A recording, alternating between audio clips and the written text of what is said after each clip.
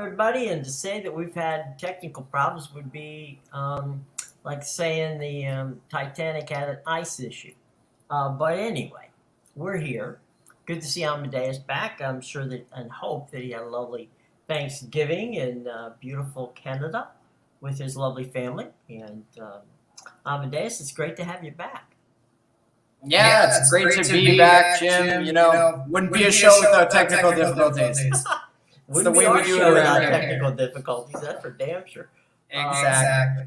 Right. So anyway, we talked yesterday, and just rehash some of it because some of it can be fun. About about college football over the weekend. Of course, we saw the Red River Classic return to its prominence, where it was a very entertaining game. Not only was it entertaining, it had significance for both Oklahoma and Texas, which is how the old games played, and so that willed out and was quite an entertaining game, with Oklahoma knocking off Texas. Yeah, Oklahoma. I love me some Oklahoma this year, Jim. That defense was good. Well, it should. I mean, that's the calling card. The coach's calling card is his defense. When he came over from Clemson, that's where he got that's where things were good for him. Not so much for Dabo Swinney since he left, but definitely, it's been a good thing for Oklahoma. And they just kind of swapped places with Texas in the poll, which I thought was interesting.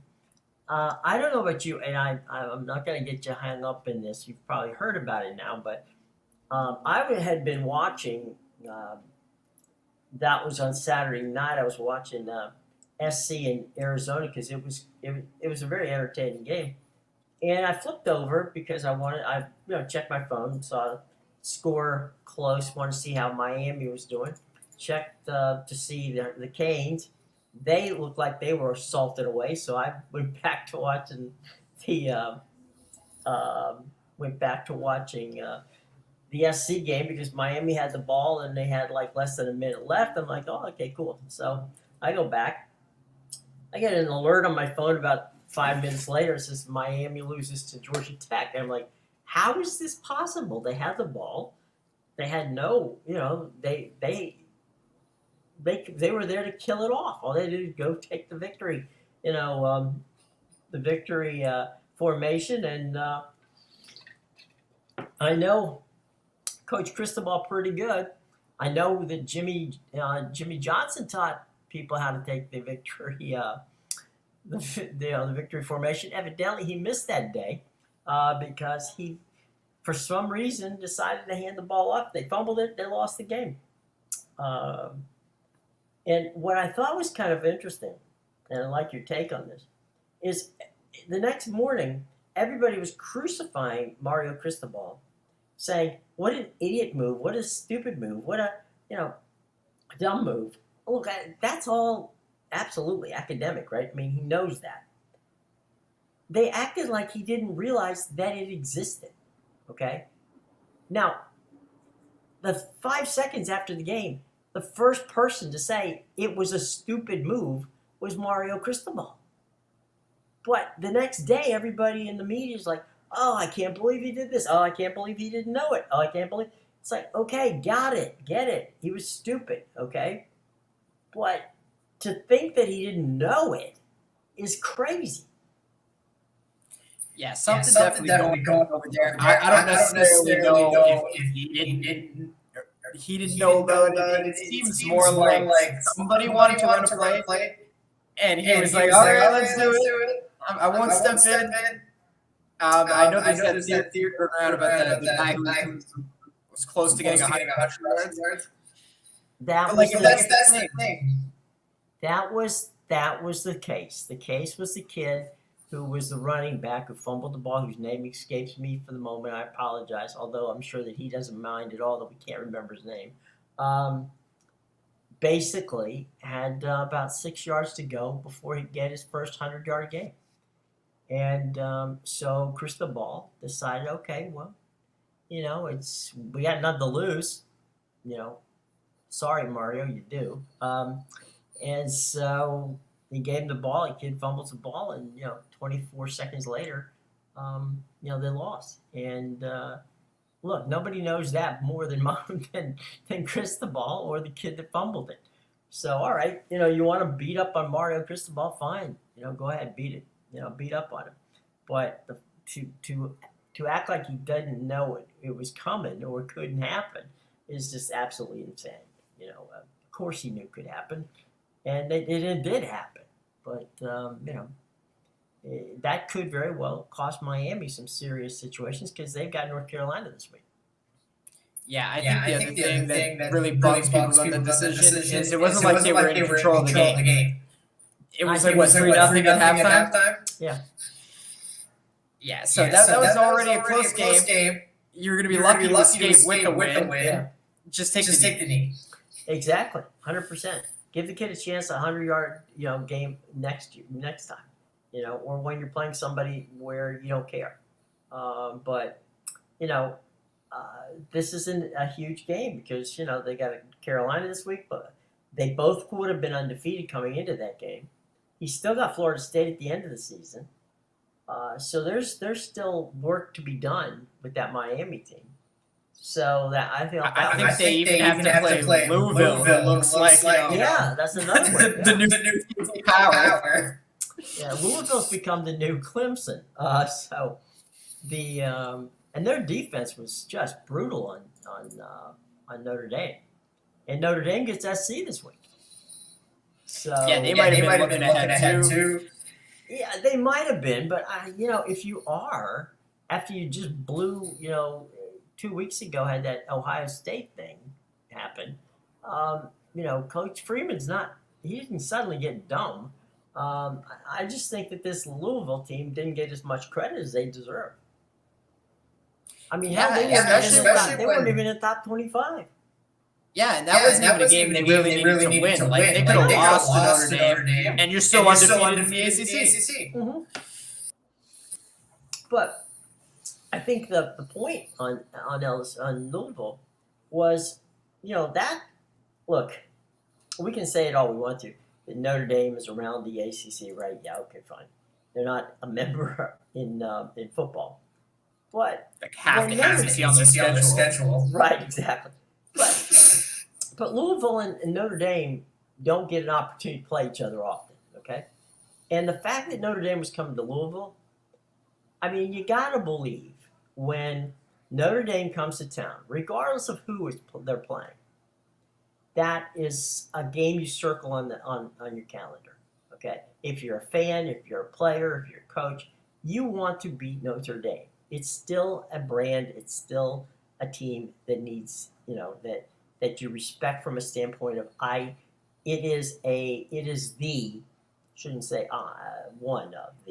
is the brand in college football.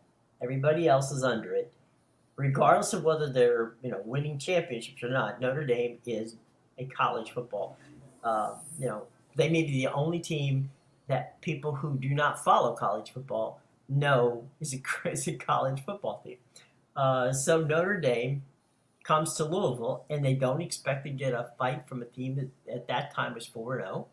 I mean, so I do believe Coach Freeman expected to play a tough Louisville team. And I think he realized that, in that game, that Louisville was for real. And frankly, Louisville might be the best team they played so far. Yeah, definitely. Their mistake was whoever made the schedule on that one. Right. Play Ohio State at home, go on the road to Duke, on the road at Louisville, and then back home to USC. Right. Yeah, it's like, hey, no problem. If we win 2 of those games, we're lucky.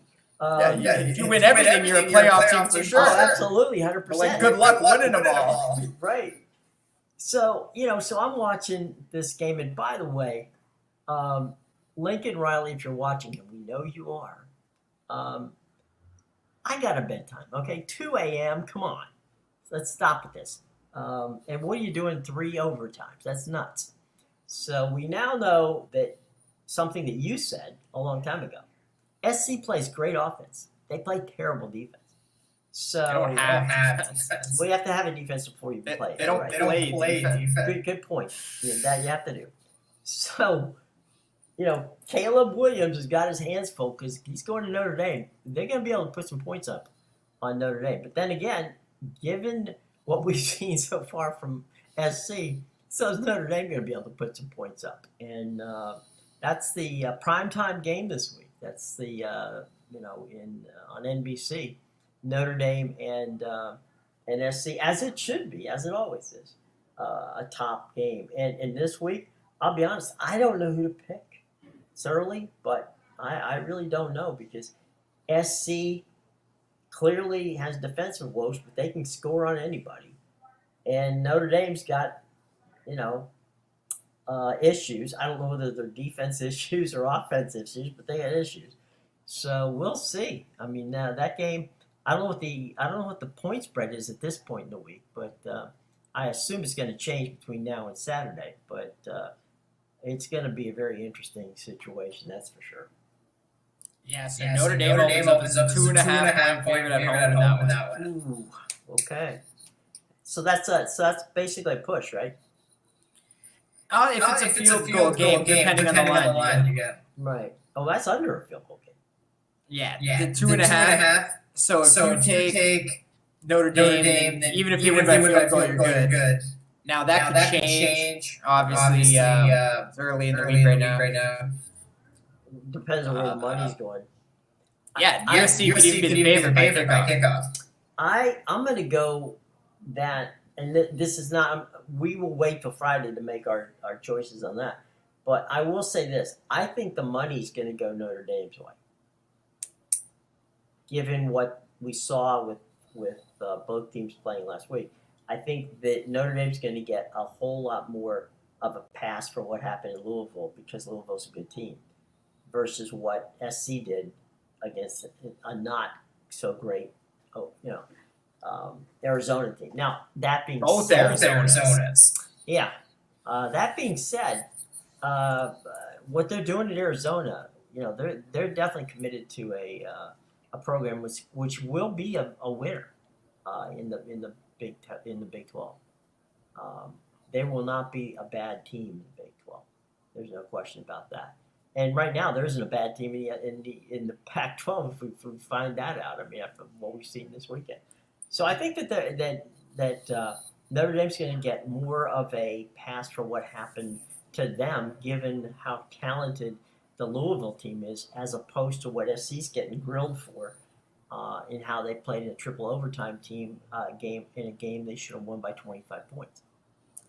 Hey, you know what? The rebuild is real in Arizona, and we've talked about it before. Jed Fish was doing on Sanders 2 years before Dion was doing it. Yep. And he's, but you're right about both those teams. Both teams in the state of Arizona, they're not. If you sleep on them next year, you'll lose.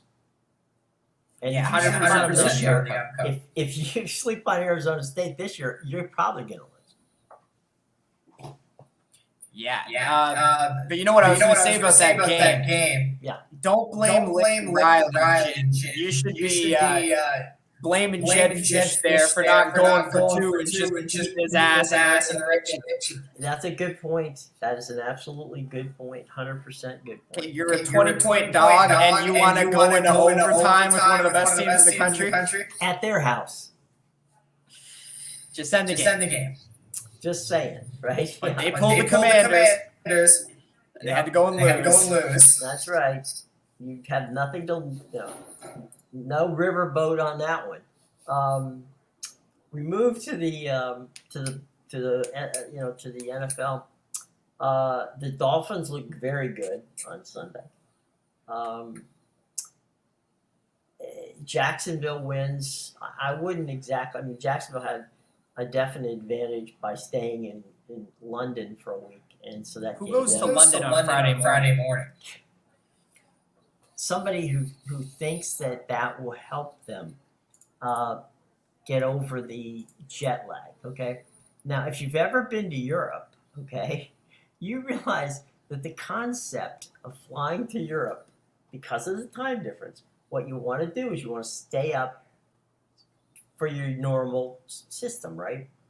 You don't go to bed the moment you hit, you know, um, London or Paris or wherever. So I don't know what they were thinking, to be honest, because that's not enough time to acclimate yourself to it. It's just not. You know, you're not going to be anywhere near your best that, you know, in that realm. You need at least 4 or 5 days to get your, you know, to get some sort of bearings there. So I have know what the hell they were thinking. Clearly they weren't thinking, or they would have done something about it. Let's see. Guess what? This just in. Denver is bad. Yes.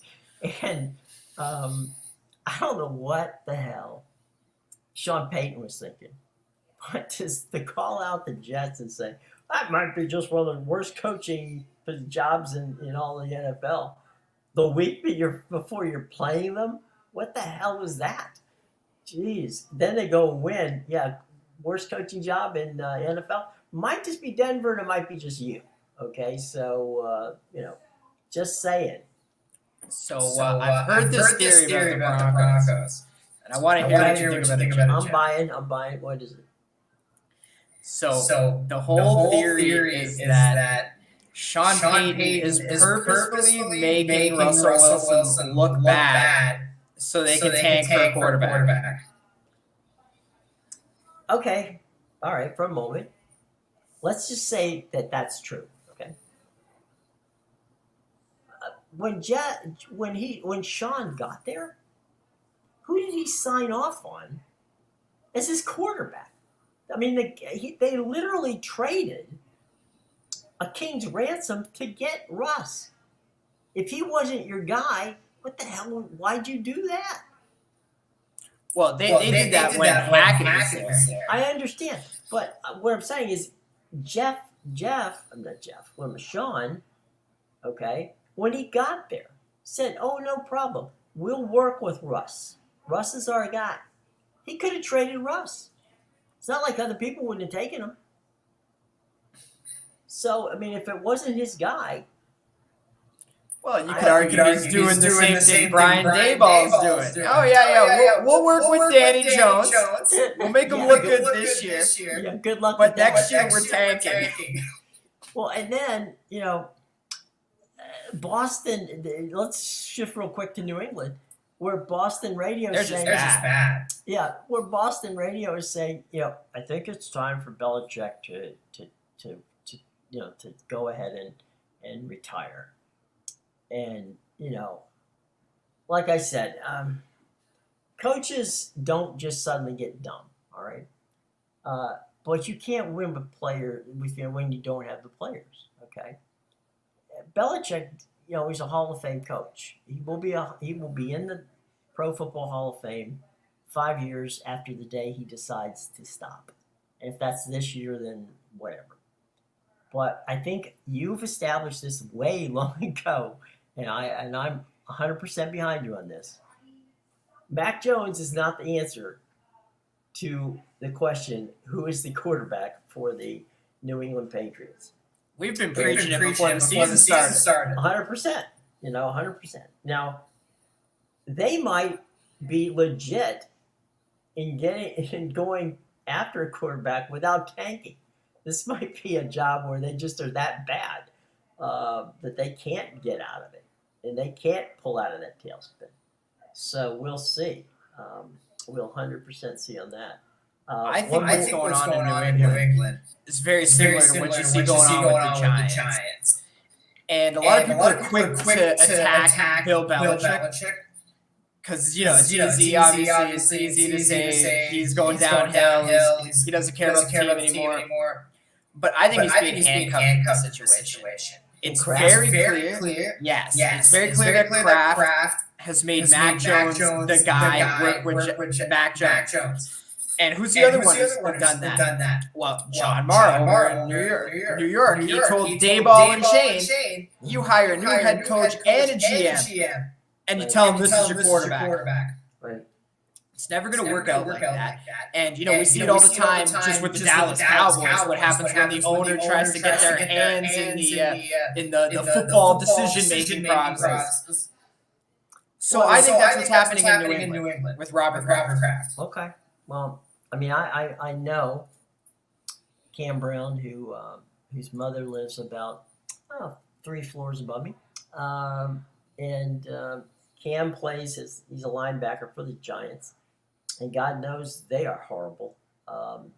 As a matter of fact, his mom texts me all the time about how bad they are, as if I have a vote here. Get my son off the team. Yeah, basically, yeah. Can we get somebody to trade Cam? Trade Cam to a warm team. Maybe trade Cam to Miami or Tampa. To the Niners. Send him to the Niners. Well, I don't think she wants to fly that far. But yeah, but go win the Super Bowl. Yeah, exactly. I was holding the Niners to last, but okay, fine, we'll go there now. If there isn't anyone out there who didn't believe that the Niners were as good as you and I mentioned throughout from almost day one, that they're the best team in the league, please watch the video from Sunday's game, because that was an old-fashioned beatdown. That was an old-fashioned beatdown. That was another one we were on from before the season. Right. The 49ers were harping on them. Yep. And they're a team that looks legit. Oh, they don't have a flaw. They got a running game. They got a passing game. And again, the running game, it's not one guy. McCaffrey, sure, 100%. Christian McCaffrey if he's not the best back in football, please do not come to me and tell me somebody else is. Okay? He's been that way for a while, but now he's back in the San Francisco Bay Area where he went to school at Stanford, and he's balling out like crazy. Brock Purdy he's got what, 4 receivers he can throw to that are legit stars? Yeah. Ton of weapons. Oh, come on. And then we're talking about the O, right? But the D is what put Dallas under the carpet the other day. That defense was brutal. Yeah, and so the thing I love about that game is right after the 49ers blew them out, you started seeing all the headlines like, the 49ers exposed the Cowboys. I guess we thought the Cowboys were going to be good this year, and they're not a good team. Let's get something straight. The Cowboys are a good team. They might be a top 5 team in the NFL. Right. And that's why what the 49ers did to them on Sunday night is even scarier. Right. Again, it's that hot take concept where, this could have been a closer game. Okay, it should have been maybe. We didn't think so, but all right, if that's where you want to go with it, fine. Where's your theory of the case? Who did Dallas beat? I'm sorry, who did Dallas beat that impressed anybody? 2 New York teams and New England. Yeah, exactly. Got shut out by Derek Carr at home. Yeah, there you go. And of course, above us, Cam's mother knew that. The other part of this was kind of lost because it was the first game of the season. And that comment after the game, when they lost to San Francisco, I think it was 23-0, was the opening game, I think, was the Steelers at Pittsburgh. And they asked him about his thoughts of the 49ers. And he goes, I don't want to see them again, okay? I don't want to see them again because the defense is scary. The offense is good. The defense is scary, okay? He said, and they said, what if you make it to the Super Bowl? He goes, if I make it to the Super Bowl, I do not want to see them again. Because what part of I don't want to see them again are you not getting? He goes, if they're not the best team in football, I don't want to play the best team in football. So from day one, like you and I, Tomlin was on it and said, basically, these dudes are scary. I don't want to see them. If Tomlin says that, I'm buying it. And we've been on the Giants. I don't know if the Giants. We've been on the 49ers since day one. And I think that's going to be a very interesting situation how that comes out. One thing I wanted to get to before that, but that's okay, no big deal. Speaking of Mike Tomlin, the Steelers win a game where literally John Harbaugh and that Ravens team is literally I can't stress enough how underachieving that team is. They've got wide receivers that have brick hands. They cannot catch a cold. I mean, it's just ridiculous.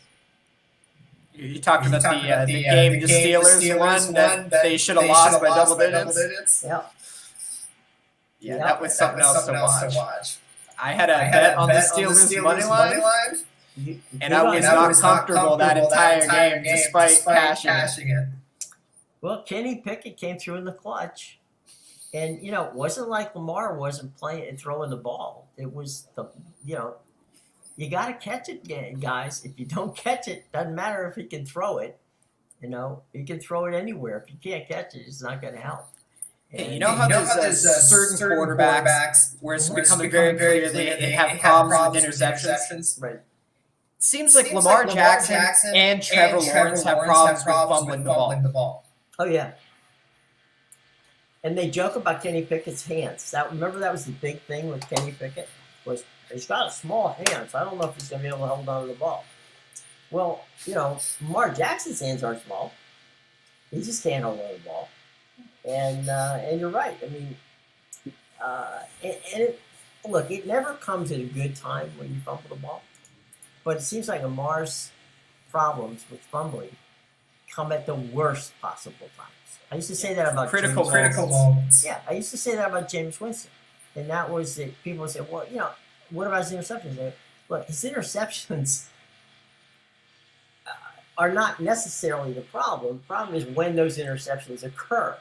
You're ahead in the game and you're throwing a ball and you throw into, pick six territory, you're going to get, eventually that's going to come back to haunt you. And in the case of Jameis, who, now is, on milk cartons here in the United States where people they don't even know where he's playing anymore. It's one of those situations. And look, Lamar, it's not that Lamar can't play. He can play with anybody in the league. I mean, he's proven that. But, the combination of terrible receivers who can't run routes and the fact that they can't catch, that's not a good combination at all. Yeah, him and Trevor Lawrence. Mm-hmm. I think they're both on teams that have the potential to be great. Yep. But you got to cut it with the fumbles. Yep. You got to go to the old school, right? Go to the old school route where Jimmy Johnson, if you fumbled, would make you carry the football all week. Off the field, on the field, no matter where you were, you carry your football with you to remind you that that's what you're supposed to do. Somebody in college basketball last year had that. I forget which team it was. But they called it the turnover rock. Yeah. And whoever the most turnovers after the last game had to let the rock around in their backpack from class to class. Right. That was Kentucky. Yes, there you go. Gotta take the turnover rock model. Yep. Trevor, you're bringing this everywhere with you. Well, that's what until Sunday. Jimmy used to do that if Canes had if the Canes had issues with fumbles, the guy who fumbled used to carry around with him. The funniest one, if we're gonna go back old school, right? That was Hank Stram. Stram used to have, if you made mistakes on Sunday, Stram used to make you carry a banana peel. with you all week, and you're thinking, what the hell? A banana peel? The shtick with Stram was the banana peel is you slipped on a banana peel, meaning you made a mistake. One more banana peel slip means you're slipping out of the league. So we're slipping out of the starting lineup. So what is bad? People would ask you. I mean, think about how long a banana peel if you carry it around with you. It's not gonna be. It's not gonna get any better. You're gonna know that banana peel when you come back and turn it in at the end of the week. That banana peel has been, well understood what you carry it around for. Whatever it takes to remind you that not to do that is probably a good deterrent against doing it again. So there you go. Let's downshift a couple things we can get to here real quick. The Texas Rangers. they couldn't win, in a T-ball game the last week of the season, and now, they knocked off the Rays. They're damn close to knocking off the Orioles. They will have knocked off the two best teams record-wise in the American League. I don't think anybody saw it. Let me just say this. I'll make it easier. I didn't see that coming. The Rangers are ball, and so, of course, are the D-backs. Now, the D-backs, you called on that. Yeah, in the regular season, I thought the Dodgers were going to take care of business here, but man, they've been pathetic. Well,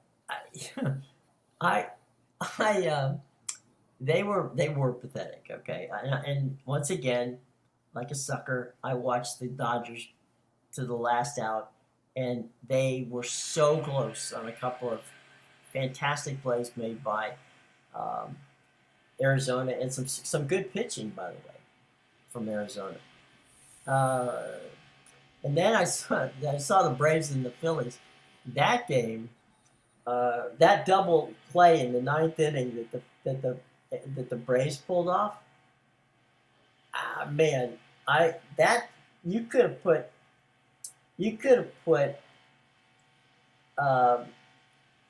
like some Three Stooges music behind that one, because that one was just they have Albies makes the catch in center field against the wall, misses the throw to second base. The shortstop is coming across, catches the ball, throws it back to first base to double up Bryce Harper, who went too far around second base. So he had to, when the ball was caught, he had to run back, touch second base, which he slipped on, to first base, which he didn't get there on time. And as crazy as everything went, the thing with Bryce is it was in front of him. He could see it. He could have gone to second base, stopped, and if the ball would have been missed, he still could have made it third. He had second and third and one out. But no, his aggressiveness, and this has gotten him into trouble throughout his career, was to run to score. He was going to score that tying run if that ball was a double. But it turned out, guess what? It was caught, and you got caught up in first base. So the game ends with a double play. Again, the Phillies looked as the better team, but going to Philly, it's going to be tough. The Braves know it's going to be tough, but it's not. They can't close out in Philly. Yeah, I'm shocked the Phillies don't have a 2-0 lead here. Well, look at how well Zach Wheeler pitched. I mean, he had no hitter going into the sixth inning. Yeah, 100%. I think they even had the lead early in the game. They were up 3-0 with Zach Wheeler dealing. Yeah, I thought for sure, goodbye Braves, goodbye Dodgers, goodbye Ward. Yeah. Just check them off. It's like who would have thought the Twins Astros is a competitive series? I can tell you right now that there are Eric Shanks at Fox is praying to God that somehow, some way, the Dodgers pull through on this thing, because the concept of the Arizona Diamondbacks playing against the Texas Rangers or the Houston Astros in the World Series is not a ratings winner for Fox. Yeah, the Diamondbacks. They might get by the Dodgers. If you look at the Dodgers, all of their starting pitchers on the IL. Yeah. Walker Buehler's out. Yeah. I think Urias is out. Yeah. Dustin May had that injury earlier in the season. Right. So they're dealing with no pitching right now to cut them some slack. Certainly no starting pitching. But at the same time, the Diamondbacks don't have that great pitching staff, and you're talking about one of the best offenses in the MLB. There's no Expect excuse. more from the Dodgers. There's no excuse. Okay. Yeah, especially with that pick. Yeah, I mean, it's not like the Diamondbacks have Cy Young staff. They don't. There's no excuse. They're not hitting at the right time. I mean, Freddie Freeman was up with a chance to tie the game and he struck out. And now they get to go to Arizona for the next game. Who had to cancel a concert. They didn't expect them to play, I guess. Yep. Oops. I had family who went to the Orioles Rangers game on Saturday.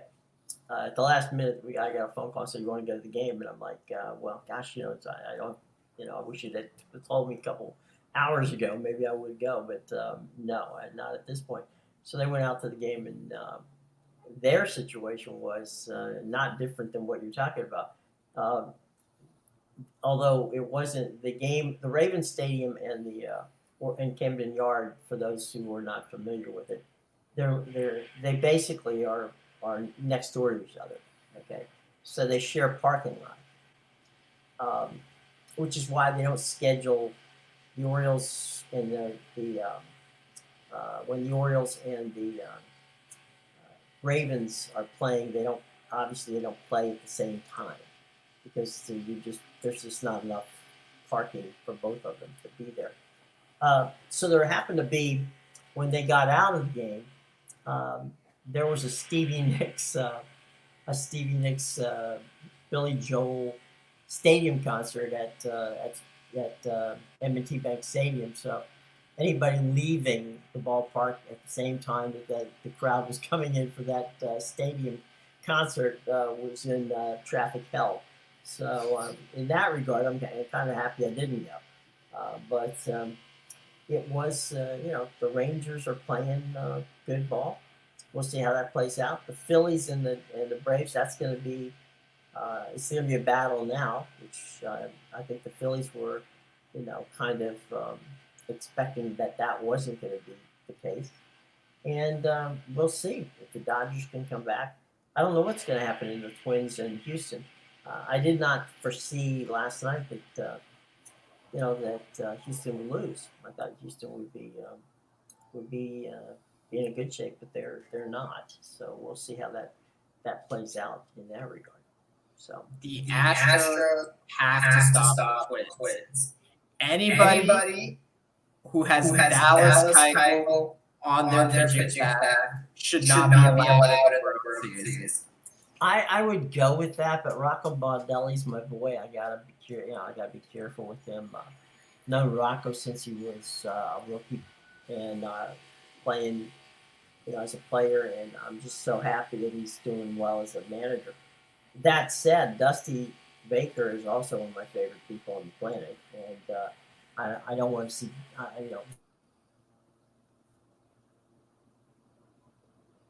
don't think it's a good result for the league if the Twins, and like I said, if the Twins and the Diamondbacks are in the World Series, I don't know where Eric Shanks is going to hide. I mean,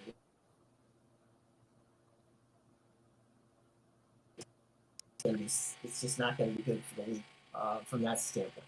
You can't just have two teams like that.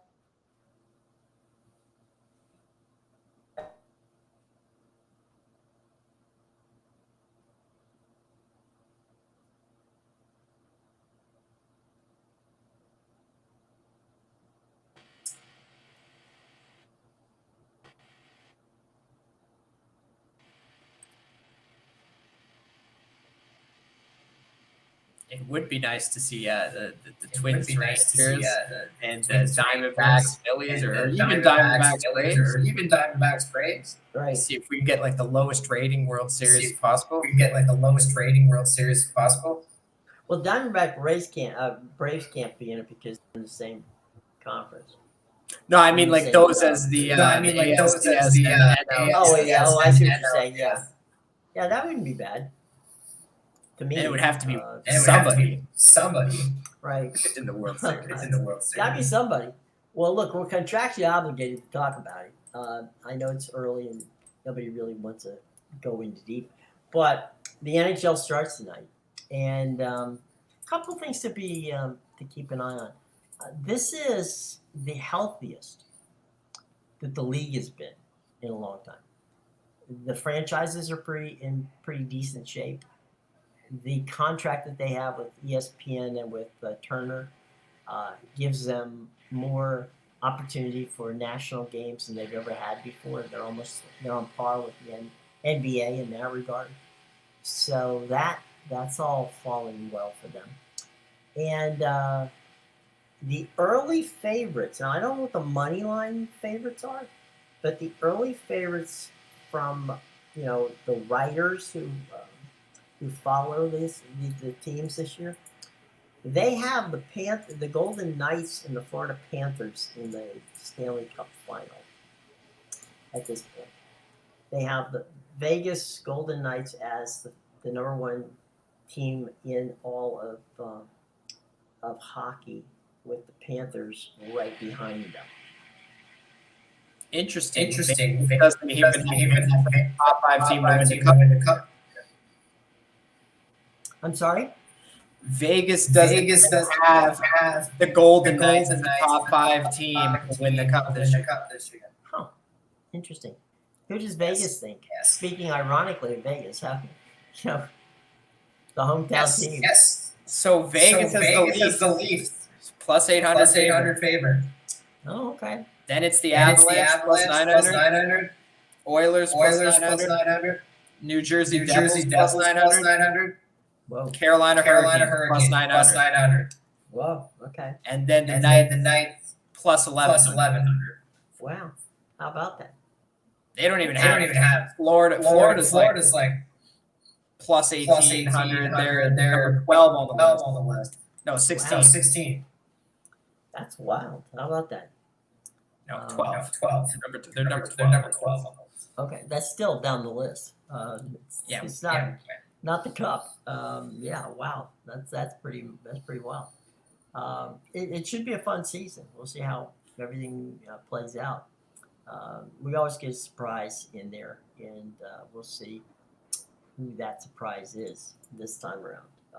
But anyway. All right, 8 final thoughts before we get out of here on what has been an interesting start to the day. Those of you who stuck around, we greatly appreciate it. Stuck around for the open, not stuck around for the end. Anyway, we greatly appreciate it. And we will be back tomorrow, and we'll have some fun stuff going on. We'll have some very interesting things going on. But more importantly, let's get to Mr. Amedeus to find out what he's got going for us today. Yeah, you get my picks at BigAl.com, HickAdvisor.com, and TheInsidersRoom.com. I'll have 2 college football up for tonight. I have a bunch of other college football up for the week. And going forward, it's going to be a lot of football, basketball, and soccer. There's an international break right now in soccer. So we'll have some international plays up for Thursday. But it's just going to be a lot of football for the NBA starts. There you go. All right, gang. Have a lovely day. Thanks a lot for joining us. We'll see you tomorrow.